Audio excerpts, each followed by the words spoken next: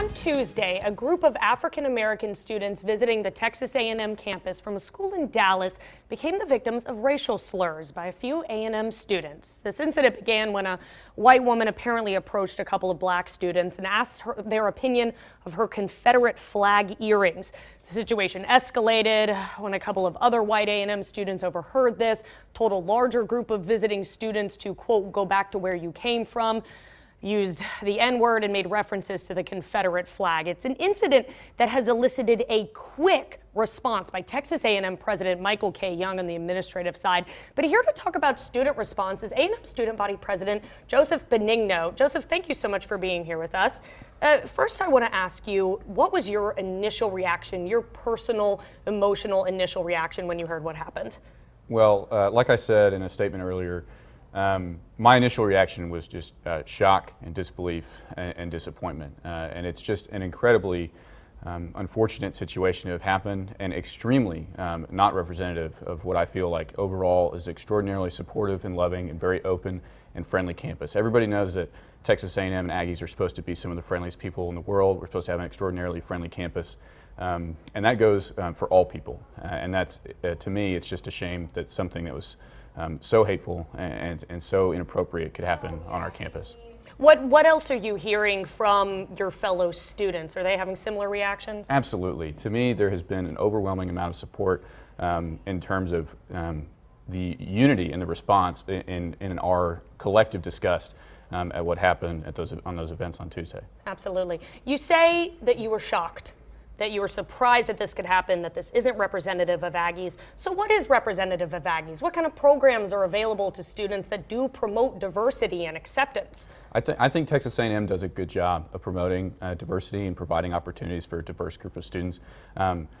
President Young has been meeting with us before this incident in what he's calling the Inclusion Council, which provides the opportunity for a very diverse group of student leaders to talk to President Young about the issues that diverse students are facing on campus, or about what could be done better, what could be done differently. And that's something he's been doing since last semester, his first semester here. And so he's been out in front. He's been very active in terms of including diverse student leaders on campus, like I said. And then as far as diversity as a whole goes for students on campus, I think that we do a good job of providing programming and opportunities, like I said. We have a comprehensive diversity plan that's been in place since 2010. We have a vice president of diversity in President Young's cabinet, and she does a phenomenal job. She was one of the first people to go and respond to those students on Tuesday night. She went and spoke to them and apologized on behalf of the university.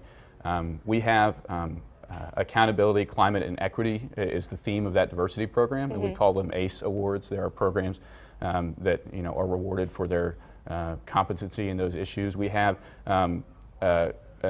group accountability for all different areas on campus in terms of their diversity programming and their diversity competency.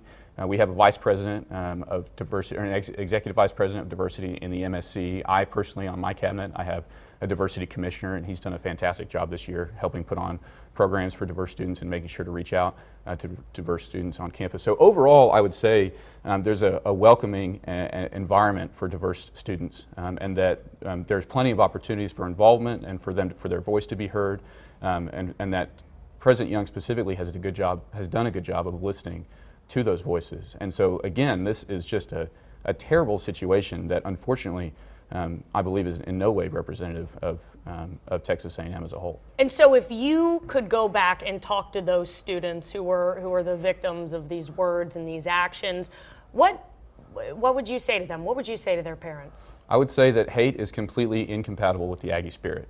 That anyone that considers themselves a fighting Texas Aggie will never stand for hate and cannot, because in no way do our core values align with anything remotely close to that. Loyalty, leadership, excellence, integrity, selfless service, and respect. These are things we're taught from day one being here on campus. And anybody that considers themselves to be a member of this Aggie family cannot hold views like that. They have no place here if they have views of hatred. And so, it was unfortunate that those statements were said by students at Texas A&M, but like I said earlier, those students are not Aggies.